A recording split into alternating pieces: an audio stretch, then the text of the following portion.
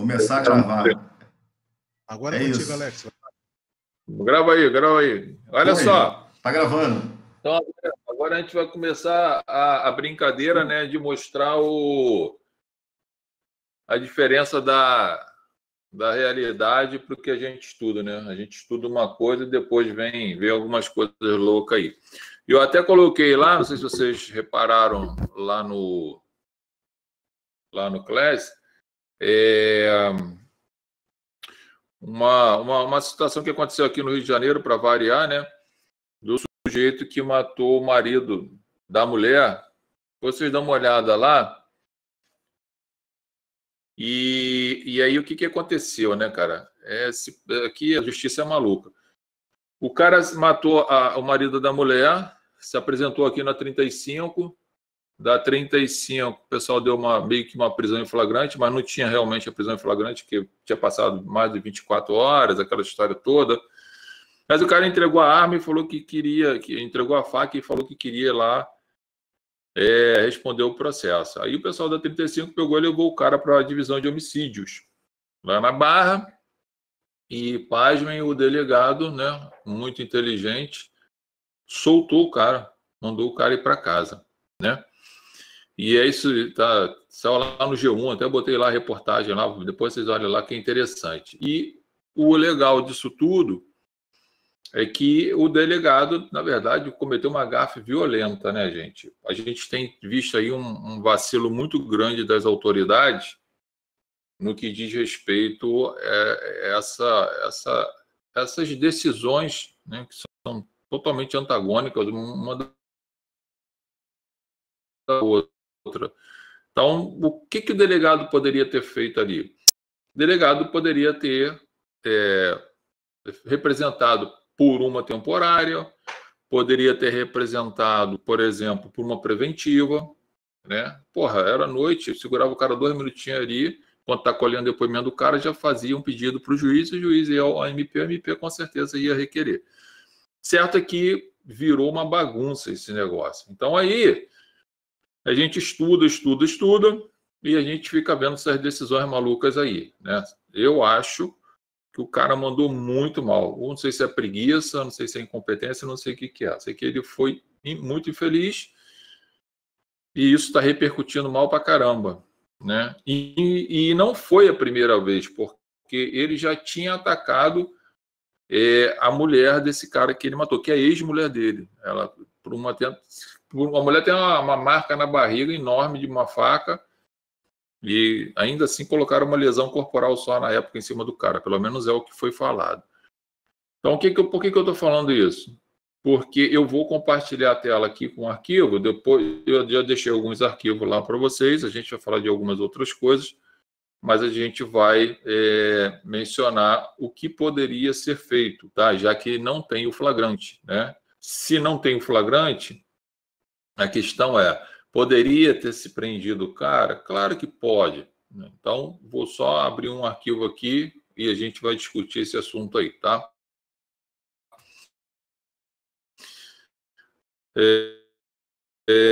Né, do sujeito lá,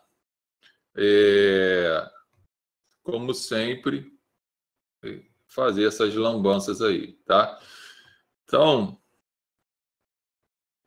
deixa eu só abrir aqui. Deixa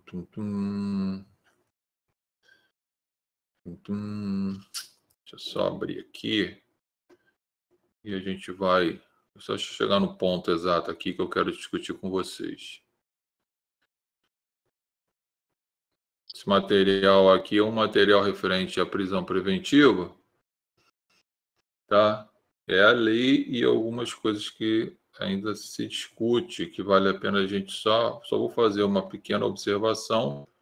Vocês já estudaram isso aí há algum tempo atrás, mas vale a pena fazer uma menção aqui ao caso concreto, já que o nosso estudo vai ser referente à prática. Então, veja bem, a gente tem aqui, né, a questão dessa prisão que o cara lá mandou soltar o infeliz, né? E aí a gente fica questionando muito, né, até que ponto que esses caras estão preparados para se discutir isso, gente. Claro que o advogado de defesa vai ficar super feliz da vida, não tenha dúvida disso, tá? Só que se a gente for observar tanto a questão da prisão preventiva quanto a questão da prisão temporária, a prisão preventiva fala assim, ó, no 312, a prisão preventiva poderá ser decretada, né,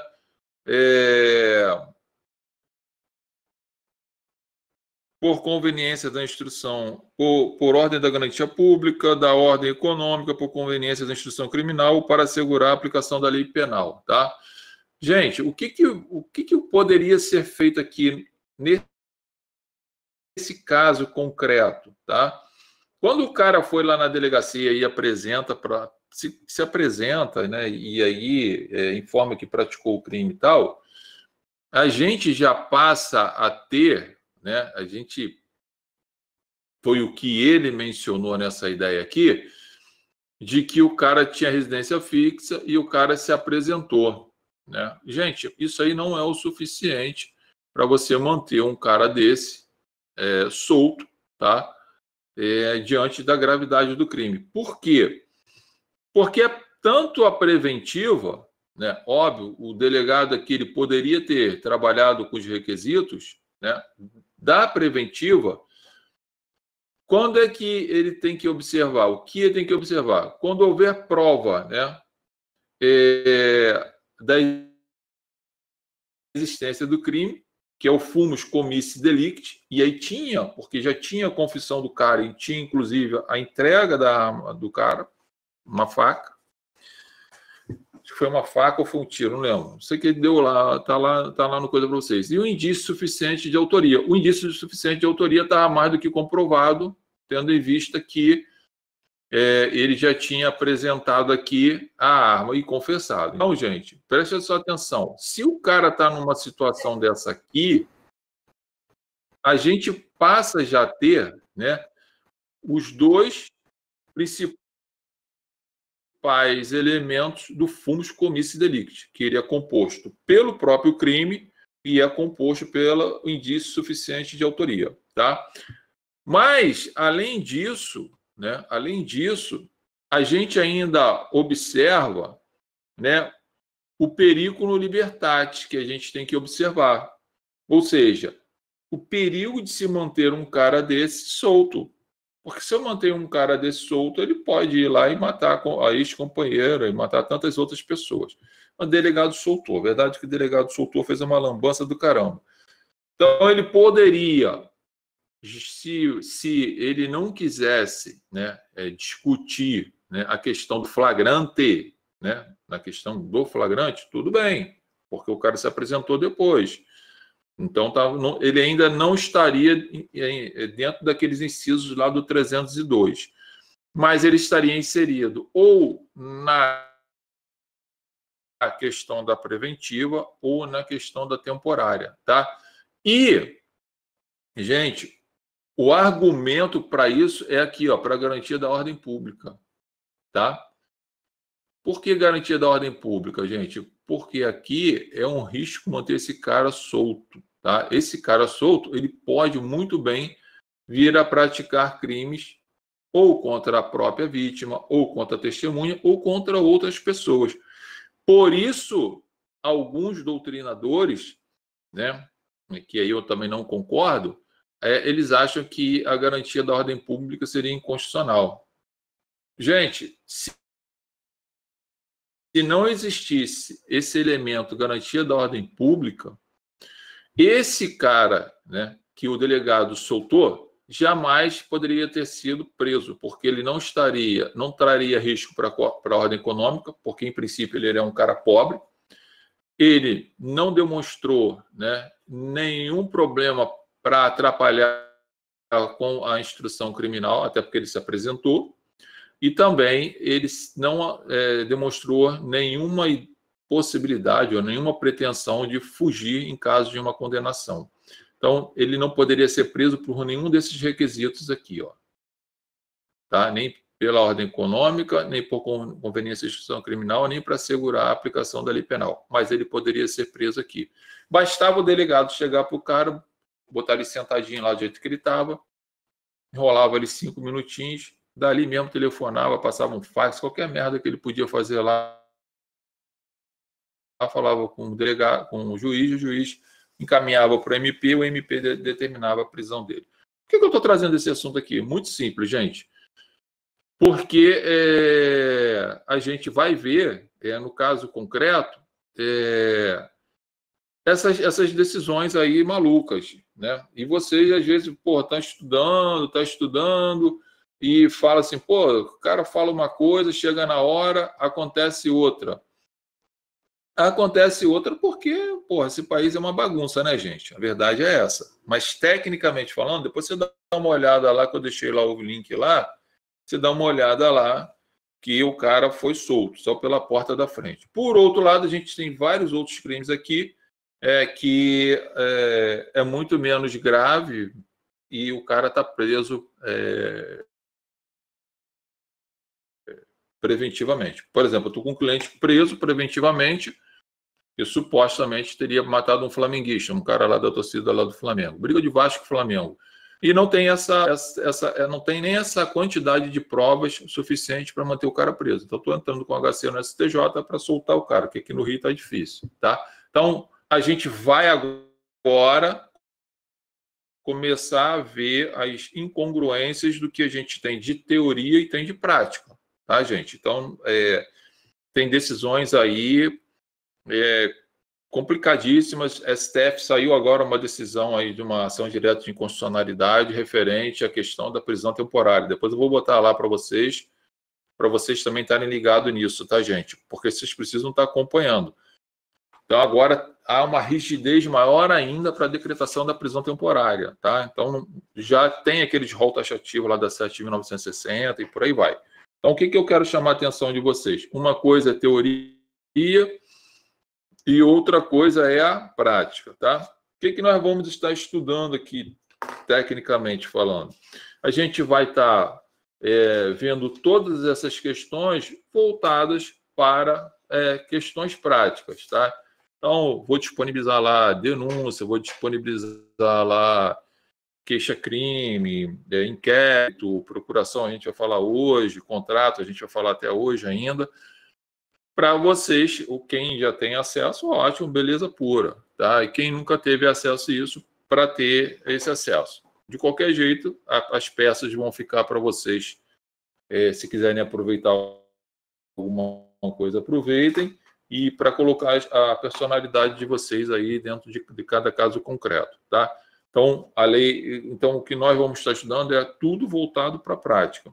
E muito provavelmente vou estar sempre trazendo algum julgado desses aí, mostrando o que a gente efetivamente tem encontrado no dia a dia, galera, que não está fácil. Então, eu tenho falado que os tribunais, juiz de primeira instância, então está um caos.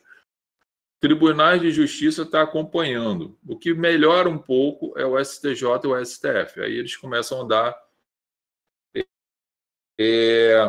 um sentido mais justo, mais coadunado com o que diz a lei. Tá? Então, se liguem aí muito na jurisprudência de STJ e STF. Eu acho que vocês, para quem vai advogar na área criminal, é importante saber isso. É importante saber o Tribunal de Justiça. Eu sou do Rio de Janeiro, advogo muito aqui, então eu tenho que saber o que esses desembargadores pensam. É óbvio, qualquer tribunal que se estiver atuando é bom você saber mais ou menos a linha de raciocínio. Mas o mais importante é o STJ e o STF. Tá? O STJ também acabou de lançar aí, foi semana passada, até foi o ministro Rogério Schiatti, ele é um cara muito legal, que ele anulou uma condenação a respeito, novamente, sobre condenação por prova através de foto. Também vou liberar lá para vocês baixarem lá o acórdão e lerem, porque vocês podem ter um caso concreto e está fresquinho, isso saiu agora. Então, vale a pena vocês deixarem aí nos nos arquivos de vocês, caso vocês um dia vá precisar ir. E se mesmo assim não estiver atuando ainda, né, no caso da prova da ordem, isso vai cair para vocês, não tem jeito, ou quem vai fazer concurso público e por aí vai. Então, vocês vão se mantendo atualizados aí, tá? Vou compartilhar aqui, vou abrir o outro arquivo aqui, que a gente vai falar um pouquinho de procuração, tá? Então, a ideia aqui é mais voltado para a prática. É óbvio que essa prática a gente vai estar sempre falando de alguma coisa de lei, doutrina e por aí vai, tá? Então, já sabe mais ou menos o ritmo de aula, ninguém precisa passar mal. A não ser que alguém aí que ainda não me conheça e tal, mas sabe que aqui eu sou botafoguense e palmeirense, é sangue bom, não tem estresse.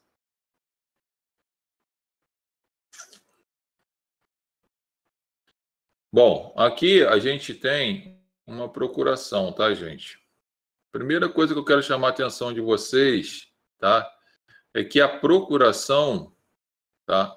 Essa procuração aqui, ela é um pouco diferente da civil, tá, gente? Lá na civil você tem aquela procuração adjudícia, que é uma procuração voltada, né, muito para a área civil, tá? Aqui a gente tem um detalhe muito interessante. Eu preciso fazer uma ligação dela com o artigo 41, tá? Do Código de Processo Penal. Tá bom, gente? Eu preciso fazer esse link. Por quê? Porque o 41 menciona para a gente, tá, como é que deve ser elaborada a procuração. Tá? E isso tem que ser feito de uma forma muito simples, até por causa do princípio da especialidade, né? Lá no 41 fala assim, ó, que trata da denúncia. O 41 trata da denúncia para a gente, tá? Então ele fala lá o seguinte, ó, olha o que fala o 41. A denúncia ou queixa conterá a exposição do fato criminoso com todas as suas circunstâncias, a qualificação do acusado ou o esclarecimento pelos quais se possa identificá-lo, a classificação do crime e, quando necessário, o rol de testemunhas. Ó, repara que aqui você tem, né, uma procuração que ela está totalmente direcionada para o 41. Tá? Então, veja bem, você entra com a qualificação do cara aqui, qualifica ele de boa, se identifica como o advogado dele, tá? Colocando seu escritório, pode colocar seu e-mail, não tem nenhum problema, tá?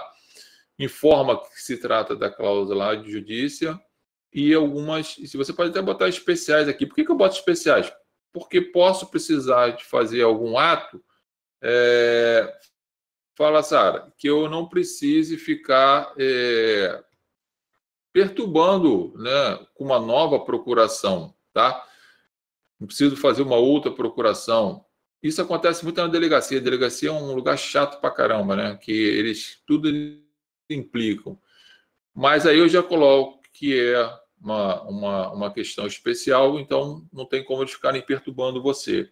Então, colocar aqui, ó, essa palavrinha especiais, tá, te dá uma liberdade maior para você ter acesso às coisas, tá? Outro detalhe que eu quero chamar a atenção de vocês é que, ó,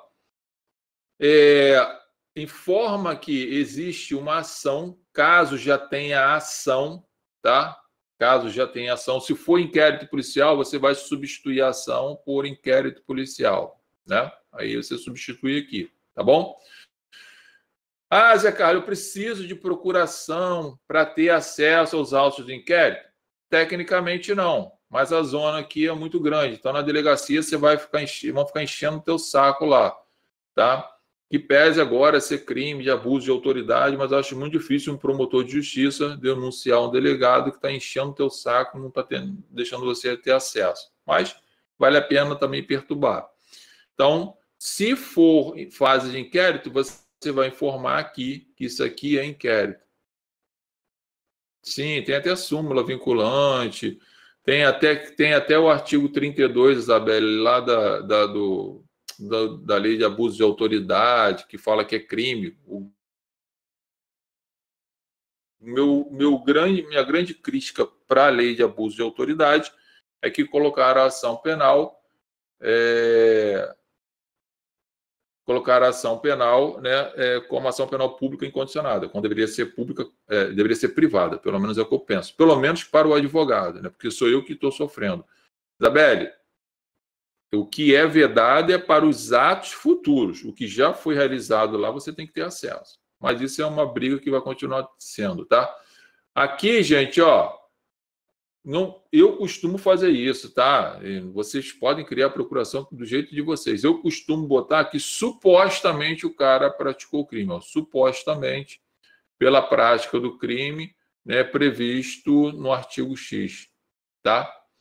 Por que eu boto supostamente? Eu não coloco pela prática, porque se você pegar aqui um promotor chatinho, né, um cara espertinho, ele vai lá na hora do plenário, só de sacanagem ainda vai falar assim para os jurados: ó, seus jurados, tanto o advogado, né, concorda que ele praticou o crime, que até afirma aqui na procuração.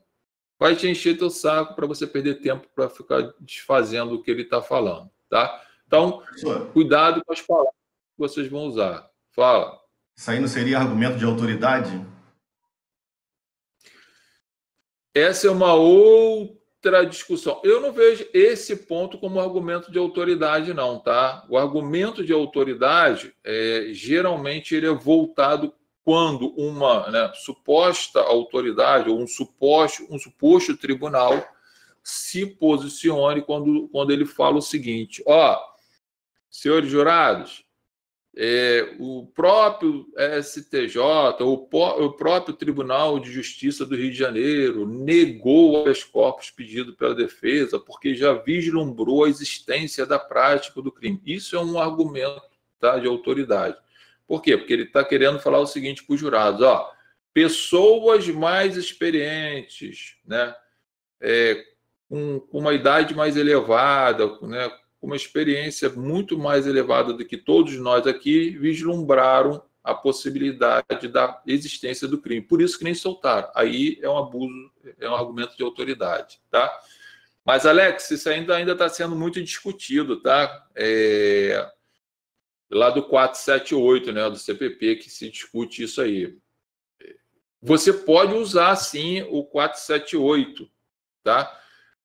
Tem vários julgados do STJ e do STF falando que a leitura, por exemplo, de um julgado, né, do Tribunal Superior não caracteriza argumento de autoridade, se for feita a leitura, tá? Agora, se você faz a leitura e quer trazer esse argumento, né, como algo que seja intocável pela capacidade técnica, e aí, entre aspas, superior dessas pessoas, e por exemplo, trazer a existência de que eles exercem um cargo público e, portanto, estaria ali para fazer justiça, isso aí é argumento de autoridade. Você pode ler, tá? Se você estiver no plenário, fazendo plenário, olha, inclusive tem decisão aqui favorável pela concessão da liberdade. Cara, pode jogar isso aí, não tem nenhum problema. O que você não deve fazer é, senhores jurados, os desembargadores, pessoas íntegras, mais idosas, inteligentes, capacitadas, enxergaram que não tem crime, ou enxergaram que tem crime. Isso é argumento de autoridade, tá? Então, é uma questão de você usar. Então, usar a palavra supostamente, você já breca lá a ideia. E às vezes, Alex, você que fez a pergunta aí, às vezes o cara até sabe que isso aqui poderia funcionar como argumento de autoridade lá do 478. Mas você vai perder 5 a 10 minutos da tua fala aqui para tentar desconstituir o que já está colocado na cabeça dos jurados, entendeu? Então, a ideia aqui é realmente se prevenir e não dar mole para ele, tá? Então, aí você vem aqui no final E também, se ele fizer isso, você pode interpelar, é óbvio, né? Vai depender do teu caso aí, tá? Se eu tiver que fazer, eu vou fazer sem nenhum problema. Se ele reclamar, e a gente vê o que acontece lá. E se você achar que qual é a ideia aqui? Consignar na ata, né? Alegar o prejuízo, e para amanhã ou depois, se você precisar fazer aí um recurso, né? E já colocar em preliminar a nulidade, você pode fazer. Não tem nenhum problema. Já que tem esse raciocínio, se você tem esse raciocínio, e qualquer um, na prática é na hora, hein, gente? Lembre-se lá do 563 e do 571 do Código de Processo Penal. Nulidade tem tempo para ser arguída. Aliás, a gente estudou aí pra caramba, né? Durante um bom tempo aí, vocês estudaram isso aí, sobre nulidade relativa e sobre nulidade absoluta, ok? Só para chamar a atenção de vocês, tem vários julgados novos, diversos novos, que eles estão meio que rasgando essa ideia aqui, tá, gente? De diferença de nulidade relativa para nulidade absoluta. Hoje, há uma flexibilização muito grande, até mesmo para as nulidades absolutas, em que o tribunal determina, tá, que você, e aí defesa, apresente o prejuízo que você está alegando. Lembra lá do princípio do prejuízo que a gente estudou? Né? Então, hoje, até nas nulidades absolutas, fica ligado nisso, hein, gente? Vocês vão aí na prática, aí, vão enfrentar aí a audiência. STJ e STF têm vários julgados flexibilizando a nulidade absoluta e falando em que pese se tratar de nulidade absoluta, não foi apresentado pela defesa o prejuízo na qual está pleiteando, tá? Então, há uma flexibilização muito grande da nulidade absoluta aqui, tá? Voltando, aqui você vai colocar que você pode, né, produzir todas as provas, fazer as alegações finais, interpor recurso, enfim, tudo isso aqui, tá? Zé Carlos, se eu não fizer uma procuração aqui nesse estilo aí, né, o que acontece? Vai ser indeferida a minha procuração? Não, gente, não vai acontecer nada, tá? Vai ser aceita a outra procuração lá, aquela bonitinha do juizado especial civil que vocês gostam, né, da vara civil, aquela coisa horrível, vai ser utilizada aqui, vai ser aceita, tá? Não tem nenhum problema, não. Só que não é a demonstração de uma técnica correta, né, gente? Então, vocês podem muito bem partir para essa ideia aqui, que é uma procuração mais técnica e direcionada. Lembrem-se, o artigo 41 menciona isso, tá? É onde se está lá a ideia da denúncia e da queixa. Se for ação penal privada, você precisa usar essa procuração aqui, tá ok? Por quê? Porque lá na própria procuração você já vai estar mencionando qual é o tipo penal que o sujeito infringiu, hein? E você vai ratificar isso na queixa-crime, tá? Então, não vá fazer uma queixa-crime com aquela procuração lá do cível, tá ok? Você pode ter problema que o juiz pode indeferir, um monte de coisa aqui, julgar inepto, um monte de coisa aqui que ele pode fazer. Fala, Luana. Tá, gente? Então, cuidado aí com essa ideia aí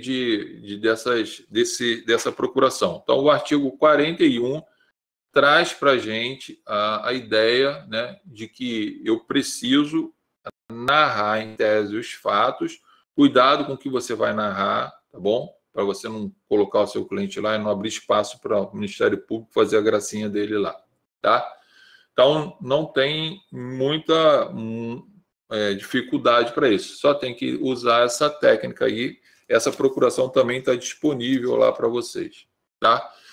Vou compartilhar, porque eu vou falar agora aqui de contratos, tá? Bom, contratos de honorários advocatícios. Aconselho fazer contrato, tá, de honorários, principalmente na área penal. É muito provavelmente que se o seu cliente não pagar, provavelmente você não vai ficar cobrando a ele, né? Mas eu acredito que você precise fazer isso, tá?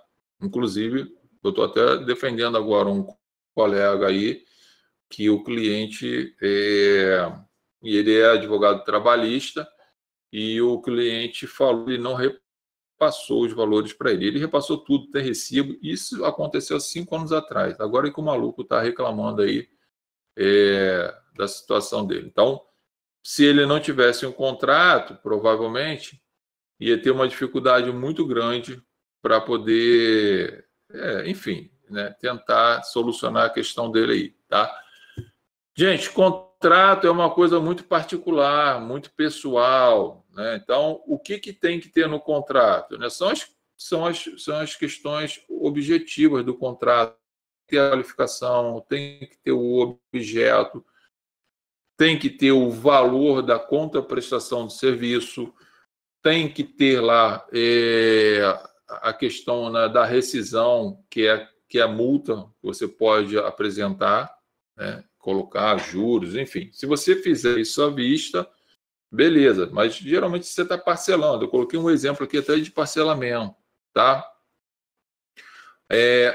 Algumas coisas que vocês precisam ter muito cuidado aqui, tá, gente? Que é referente a definição aí de provas. Gente, provas quem tem que trazer para você, tá? É o Ministério, é o seu cliente, não é você que vai ficar sendo obrigado, né, pela produção da prova, tá? Por isso que a gente coloca esse detalhezinho aqui, ó. Essa cláusula terceira aqui, ó, eu imputo ao sujeito lá a obrigação dele apresentar as provas para mim. Ok, gente? Coloquem isso aqui, ó. O seu cliente ele se obriga a fornecer as provas, né, que você precise, tá ok? Por quê? Porque depois, se por um acaso esse cara fala que tem prova, aí chega na hora fala que não tem, ele vai querer empurrar a bola para você. O meu papel como advogado é fazer requerimentos. Se ele está falando que ele não efetuou o disparo de arma de fogo e a arma foi apreendida, eu posso fazer um requerimento de perícia para exame datiloscópico, para saber se tem a digital dele naquela arma, se ele está afirmando que não foi ele que praticou. Também, se ele falar que não foi, mas foi e aparecer, aí é o problema dele lá. Então, coloquem que isso aqui compete ao seu cliente. Tá ok? Outro detalhe importante é essa cláusula quarta aqui, ó, que fala das despesas e custas processuais. Tá, gente? Cuidado com isso. Cuidado porque tem cliente muito espertinho, tá? Que ele chega lá para você, fala que o processo tá tranquilo e não sei o que lá. E aí você faz, às vezes, um valor fechado e esquece de colocar aqui, ó, as viagens, hospedagem, alimentação, transporte.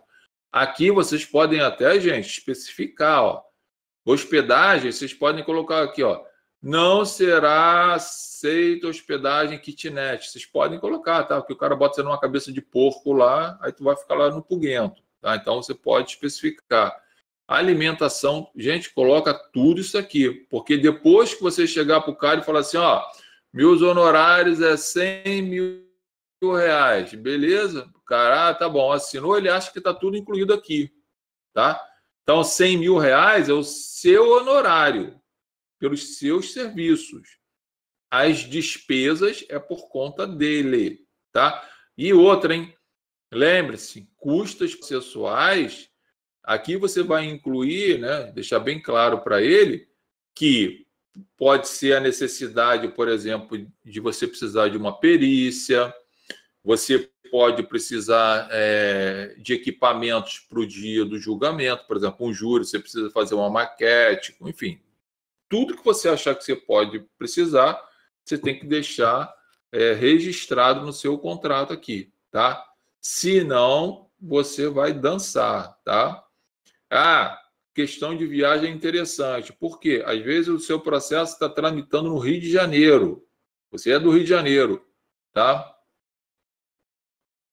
Sim, vou falar, Mara. Se é aqui do Rio, o processo está tramitando no Rio. Mas tem uma testemunha, tá? Que é lá do Recife. E ela vai ser ouvida por carta precatória. E aí você quer participar desse ato. Você acha importante você participar desse ato. Então, ó, viagem está aqui. Doutor, mas o processo está correndo aqui no Rio de Janeiro. Sim, o processo está correndo no Rio de Janeiro, mas eu vou ter que me deslocar a Recife. E já que eu vou me deslocar a Recife, eu quero comer um bom camarão, né? Ter um bom hotel, enfim. Você vai querer também fazer o seu passeio que é merecedor, tá? Então, não esqueçam de colocar aqui. Isso é brincadeira, né, gente? Mas vocês têm que cobrar, colocar isso aí. Cuidado, que eu já vi várias pessoas, vários colegas reclamarem que não colocou esse detalhe aqui de viagem, e aí o cara chegou e falou: doutor, eu lhe paguei, o que eu lhe paguei é para o senhor fazer, tá? Você pode falar assim: Zé Carla, a gente está tendo aula aqui online, direto, EAD, hoje está tudo informatizado e tal. Cara, mas às vezes vale a pena você ir lá, tá? Conversar com a testemunha, estar presente com a testemunha ao lado dela. Não impede, hein, gente? O fato de ser audiência online não impede você estar do lado dela lá. Eu acho que até vale a pena você fazer isso, tá? Aqui você pode colocar, no caso, se for parcelamento, os valores, tá? Você vai receber, tá bom? Outra coisa, ó, não esquece, tá? É difícil aqui, né? Na ação penal pública incondicionada, mas se for uma ação penal privada, pode ter honorário de sucumbência, né? Lá do 23, coloca que esses honorários é seu, tá ok? Então você cobrou 20 mil o cara e o cara ainda foi condenado a pagar 10% de honorários. Então, os 2 mil lá previstos do artigo 23 vai para você, tá bom? Então, coloca esse detalhezinho aqui também referente à questão dos honorários de sucumbência, tá? Gente, Kimara estava perguntando, multa, você pode colocar multa, né? No caso de atraso de pagamento. Você pode estipular que se ele atrasar 2, 3 parcelas, você vai rescindir o contrato, ou se ele cancelar, né, o seu serviço e procurar outro profissional, você pode arbitrar uma multa dependendo do que você já fez. Imagina que você aqui, ó, já fez um monte de coisa, já fez 3 HC, já apresentou defesa preliminar do cara, já apresentou HC para o TJ, já fez HC para o TJ, para o STJ, já está até com HC lá no STF, já tem até HC lá no STF e o cara agora vem e cancela, quer cancelar teu contrato. Tu fez um monte de coisa, né? Então, cuidado que para você não perder. Qual é a dica aqui? Tá, gente? Pelo menos é uma realidade. Cliente, você conhece ele de cara. Você sabe quando o cara é 7. Primeira pergunta que você faz para o cara: tu é flamenguista? Se o cara falar que ferrou, né? Já sabe que vai ter que fazer uma coisa diferente. Sacanagem. Olha só. O que você pode fazer aqui? Isso aí é prática, tá, gente? Do mercado. Eu vejo isso acontecer direto. Sabe que o cliente é meio complicado, meio 7-1 e tal? Você sabe que os honorários aí vai... Leandro, mas é verdade. Você sabe aí que os honorários vai ficar em torno de 30 mil reais se fosse cobrar de boa. O que você faz? Você cobra 60 mil. Tá? Pede uma entrada lá, sei lá, de 50%. Aí o pessoal, você que vai saber. Isso também. Quando você receber seus 30, né? Oi? Isso é para evitar É o quê? professor, que já fica subentendido, né? Que esse gasto aí para acompanhar o processo aí, emolumentos, isso aí é tudo por conta do cliente. Mesmo se tiver o contrato for omisso, Tudo. Se ele não pagasse, tu rejeita a causa, né? E deixa que o Plaza resolve depois essa queixa lá na OAB. Aí é o problema. Mas é assim, cara. Mas vale a pena você deixar tudo expresso. O contrato, é bom escrito no essas cláusulas que faz parte lá, faz lei entre as partes, aquela história toda.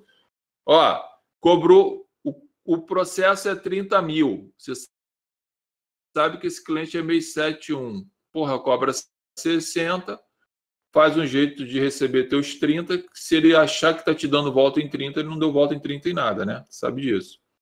Isso aí é uma prática que tem no mercado. Infelizmente, isso acontece. Tem que ser realista, né? Porque se fala muito em advogado dando volta em cliente, principalmente na área civil, que não repassa lá o alvará, o mandado de pagamento, mas também tem muito cliente que dá volta em advogado, tá? Então, cuidado com esses detalhes aí. Pode falar.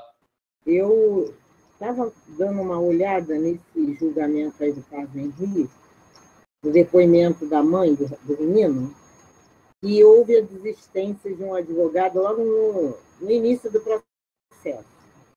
E ela, eu não sei, lá no meio das questões que ela levantou, ela colocou que o pagamento do advogado seria feito com um imóvel em Mangaratiba, no alto valor, porque ele havia cobrado R$1.500.000. E uma das formas de pagamento seria, para abater nesse dinheiro, ele daria o imóvel de Mangaratiba. Isso é correto? Sem problema nenhum. Os honorários podem ser recebidos com valores em espécie, ou bens móveis ou imóveis, ou ambos. Pode dar uma parte em dinheiro, uma parte o cara pode dar um carro, uma parte o cara pode dar um imóvel, sem problema nenhum. Tá? Agora, está registrado, né?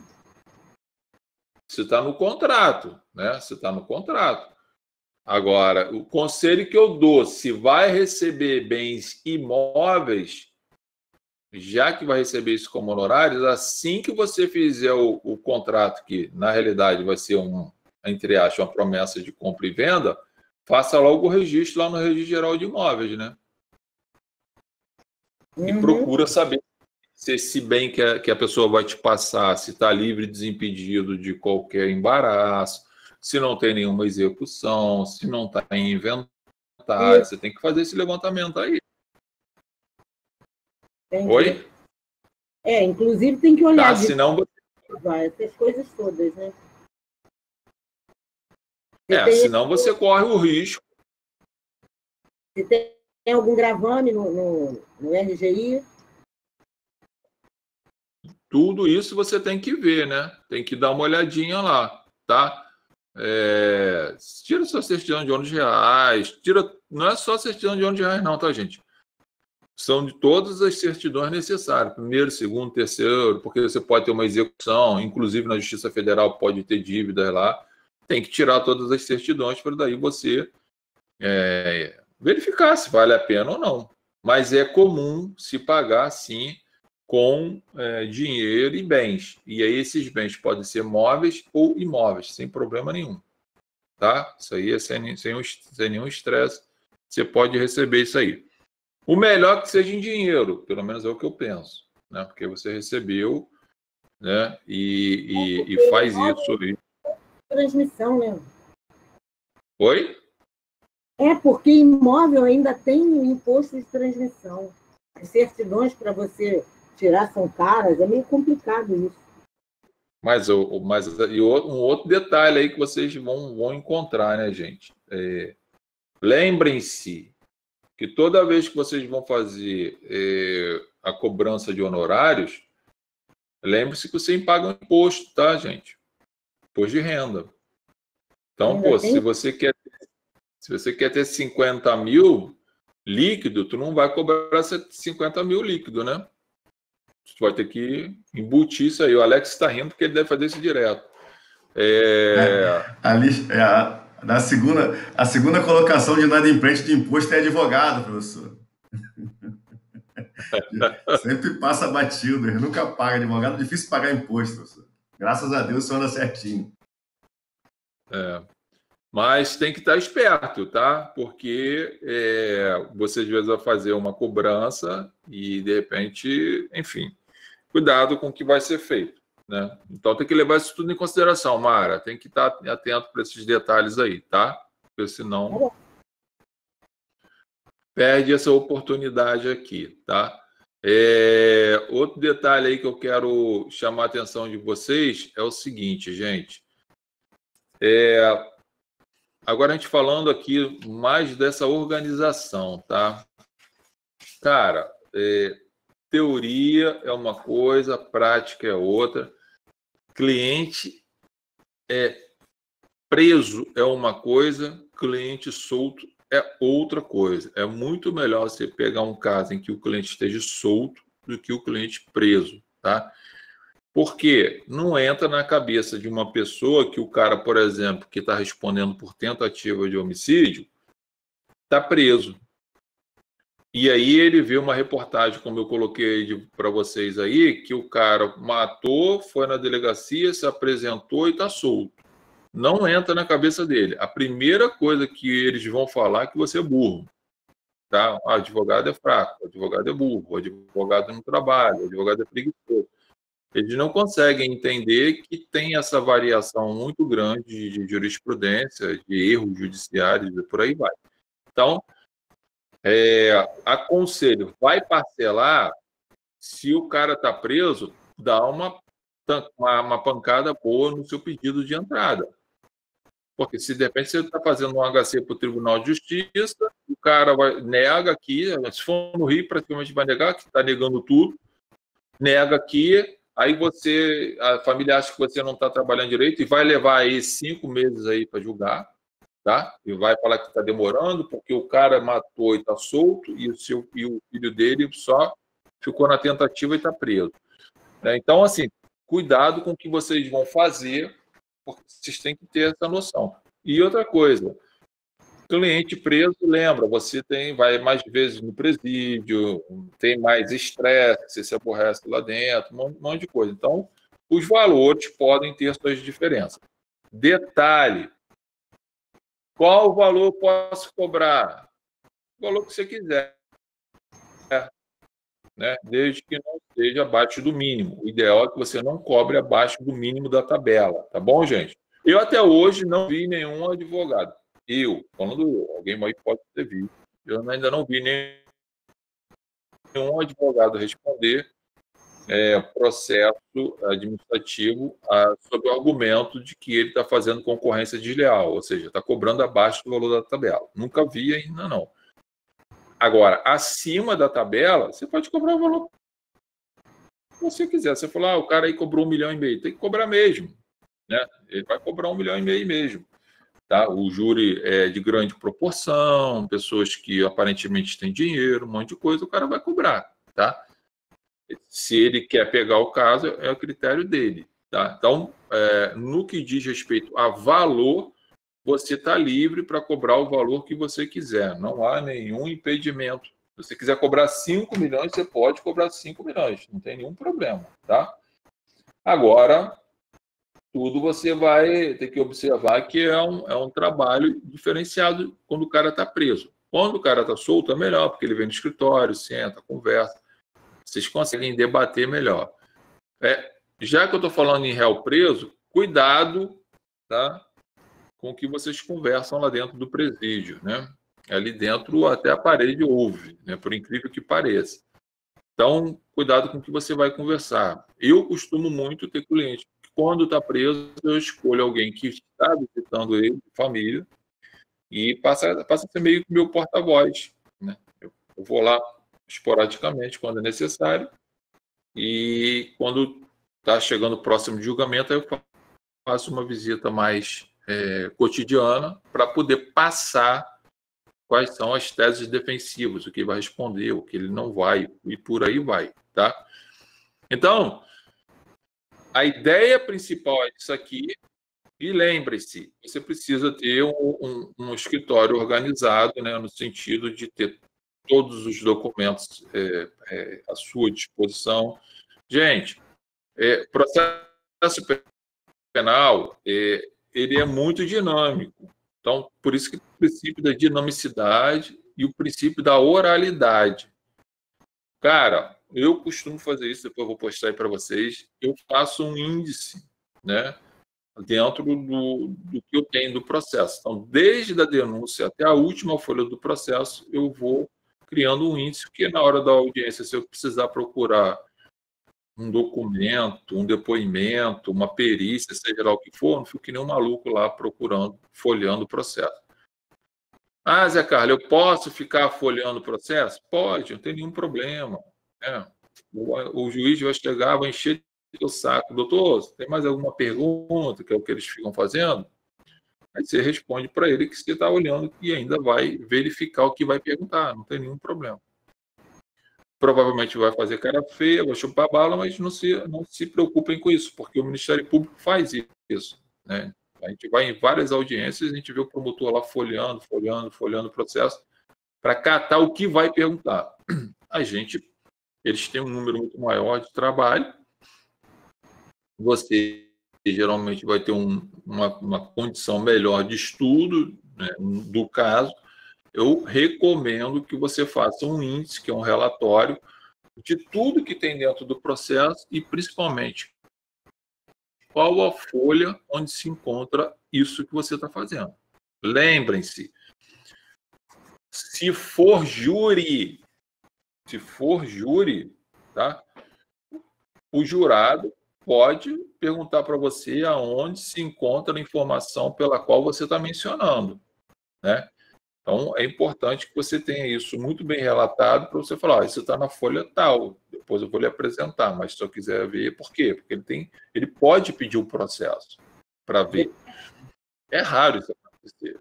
Outra questão que me chamou a atenção nesse processo do Henrique, o advogado que iniciou a ação era ele se retirou do processo, né? Ele abriu mão, não quis permanecer, mas agora a acusada, uma delas, né, a mulher, ela diz que ela foi induzida, pelo advogado a criar uma versão dos fatos. Esse advogado que se retirou do processo, mas que deu as primeiras orientações, atuou nos primeiros atos, nos primeiros procedimentos, ele pode ser convocado para prestar esclarecimentos com relação a esse fato que ela está falando? Poder ele pode, mas ele tem o direito de ficar em silêncio e não dar informação nenhuma, até porque ele recebeu as informações como da sua cliente no exercício da profissão. Então ele está blindado. Isso é comum acontecer. Ele inventou uma história e treinou ela para repetir essa história. Isso é comum acontecer por vários motivos, né? Aí vai voltar no que eu te falei antes. De repente, pensou que fosse sair, não saiu, e aí agora troca o advogado. Isso é muito comum. Você pegar aí os grandes julgamentos aí que tiveram de repercussão. O goleiro Bruno aí do Flamengo aí, né? Teve vários advogados passando, né? Por quê? Porque o cara fica impaciente. Ele acha que o outro não está fazendo um bom serviço. Às vezes até está fazendo, mas o caso é tão grave que não vai conseguir soltar o cara. Então, essa gritaria aí pode ter um fundo de mentira da parte dela e ser até mesmo, né, algo como estratégia da atual defesa para tirar das costas dela o que ela falou e botar nas costas do advogado, que é uma sacanagem, mas isso acontece. O que eu aconselho, tá, gente? Não planta nada para testemunha, para vítima, para quem quer que seja. O que você tem que fazer conta a versão aí. Ela vai te contar a versão. E você vai lapidar o que ela deve falar ou não. Ok? É diferente de você plantar informações para ela. São coisas completamente... Eu não faço isso, eu não planto. É fragilizar muito a defesa se você agir de uma forma dessa. Mas tem gente que faz direto, mas depois tem que segurar lá, tá?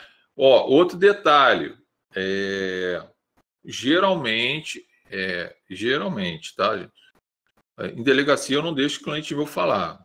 Então, e se for júri na primeira fase, só se eu tivesse, só quando eu tenho um caso assim, que quando eu vou valorar a prova, eu de 0 a 10 dou 8, 9 para a prova para absolver, por exemplo, para uma legítima defesa. Aí eu até permito o meu cliente falar. Fora isso, eu não deixo ele falar nada, só vou falar em plenário.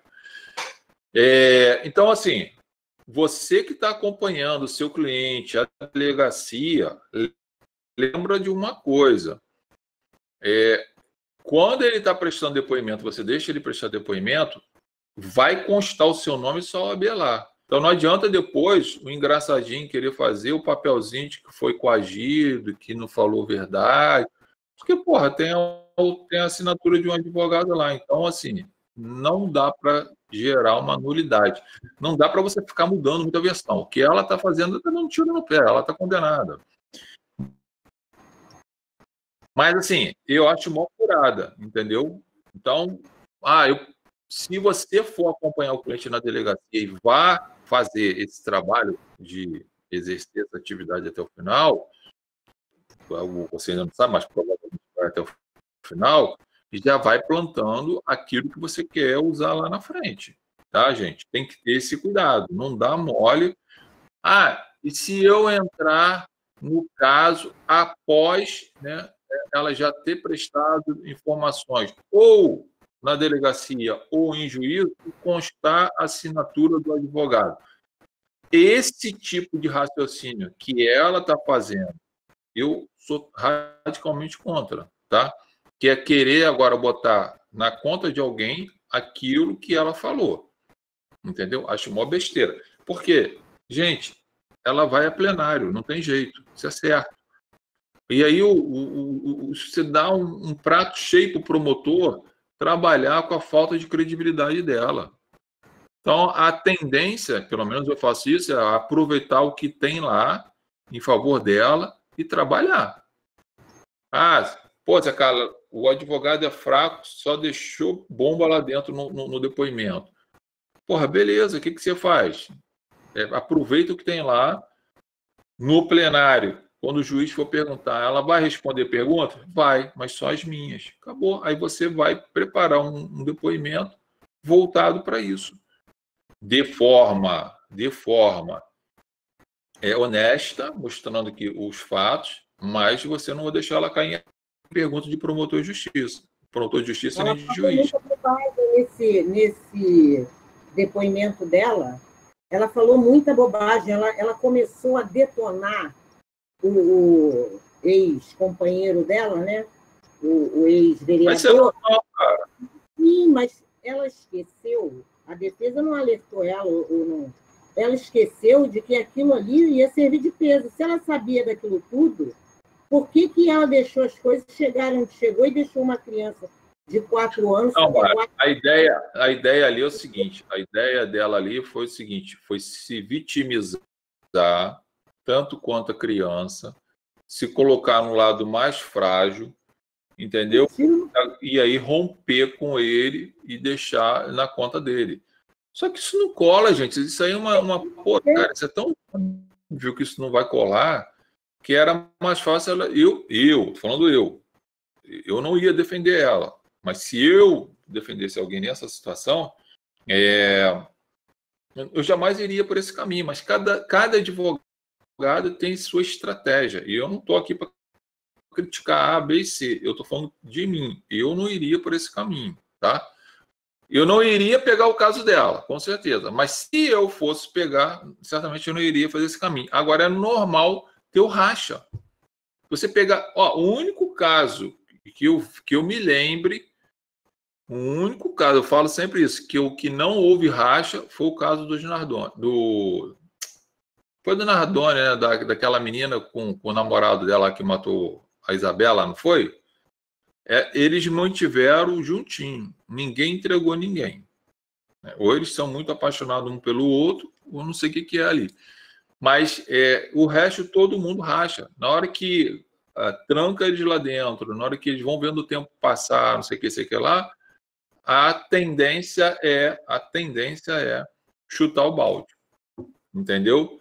Então, o conselho que eu dou para vocês: vai pegar o caso, vai acompanhar na delegacia, porra, preste atenção, você pode estar sendo contratado só para ir na delegacia. Então, você tem que fazer alguma coisa para o próximo que vier pegar o caso não pegar um abacaxi, pô. Tem que pegar a coisa já em bom andamento. Tem gente que atua nos crimes dolosos contra a vida, mas só na primeira fase. Só na primeira fase. Aí, tem que fazer uma primeira fase bem feita para deixar para quem vai fazer o plenário. Não é deixar o cara com uma bomba lá, não é só receber os honorários. Entendeu? Então, pensa muito bem quando for fazer, porque pode ser que você comece, né, já no início e vá até o plenário, mas pode ser que você já pegue o processo. Pode ser que você pegue só o plenário. Eu já peguei vários casos só fazer o plenário, que eu cheguei e já tinha sido feito a primeira fase. Então, o que eu faço? Eu mudo tudo? Eu vou dar um descrédito para o cara muito grande. Então, tem que saber aonde você vai trabalhar. Se você fala assim, Zé Carlos, eu gosto, mas eu não gosto de fazer o plenário porque eu não me sinto bem, não estou confortável, não estou seguro, eu vou atuar na primeira fase. Faça uma defesa de atuação pensando já na segunda fase de quem vai atuar. Né? Esse é o caminho. Tá? Então, em regra, a gente está só... Hoje é o primeiro dia, tem tanta coisa para falar, mas, em regra, a gente vai trabalhar com essas ideias aqui. Eu vou liberar depois de lá denúncia, eu vou liberar inquérito para quem ainda não teve acesso. Enfim, tem muita coisa para a gente ver aí.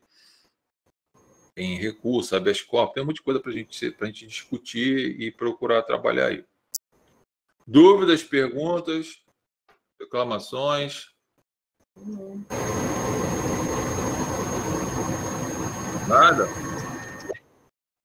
O processo criminal, o processo penal, ele é muito cheio de detalhes, né? E cada caso é um caso. Tem alguns tópicos dentro do processo. O processo penal em si, ele é diferenciado porque ele é dinâmico, tá ok? E ele é dinâmico porque a gente estudou lá atrás a questão do crime. Então, a chamada conduta que está dentro do fato típico, isso que faz essa coisa girar. Então, você tem que estar atento a isso. Tá? Agora, tem alguns tópicos dentro do Código de Processo Penal que, no dia a dia, principalmente na audiência, você tem que estar muito bem afinado. Então, tem que conhecer muito bem nulidade, eu tenho que ter uma excelente oratória, eu tenho que ter um excelente domínio do direito penal, eu tenho que conhecer bem o processo penal, eu tenho que saber isso, gente, não dá para aventurar. Eu sempre brinquei com vocês e com várias turmas. Processo civil, você entra mudo e sai calado. Processo penal não acontece isso, entendeu? Você não vai entrar mudo e vai sair calado. Você vai entrar falando e vai sair falando mais ainda. Porque tudo é oral. Júri, então, nem se fala, né, gente? Não tem como você aventurar. Então, tem muita coisa para ser discutida, por isso que eu abri a aula falando de um caso concreto que, é um absurdo. E olha que, eu sou advogado, mas, peraí, chega a ser absurdo o que aconteceu. Então, assim, tem que estar atento para esses detalhes aí. Volto a chamar a atenção de vocês. Tem algumas informações interessantes que eu vou postar lá do STJ, do STF, que diz respeito à jurisprudência. Então, vou liberar lá para vocês manterem os arquivos de vocês. Mas vocês precisam visitar o STJ e o STF com frequência. Toda hora saindo informação que vocês podem usar no caso de vocês aí. Tá? No restante, a gente vai aprendendo, vai fazendo, enfim, não é nada absurdo. Tá? Fica o detalhe aí para os flamenguistas, quando for fazer, pergunta logo o time, pergunta qual é o seu time e tal, né? Se for flamenguista, já cobra o dobro, já perde 50% antecipado, né, Alex? E aí já resolve o teu caso. O escritório de advocacia lá é laico, professor. Oi? O escritório lá é laico. Ah, tá bom, vai nessa. Lá é proibido até ir com blusa de time, não pode não, senão o cliente se sente ofendido. Não, você não vai com blusa de time, só vai perguntar para garantir os teus honorários, que senão tu vai tomar volta. É melhor. Valeu, galera. Quarta-feira a gente está aí, se vê. Depois vê lá a reportagem. Depois vou botar uma outra que o cara ficou preso injustamente, para vocês verem essas absurdas. Vocês sabem que isso acontece. Mas é interessante, olha só.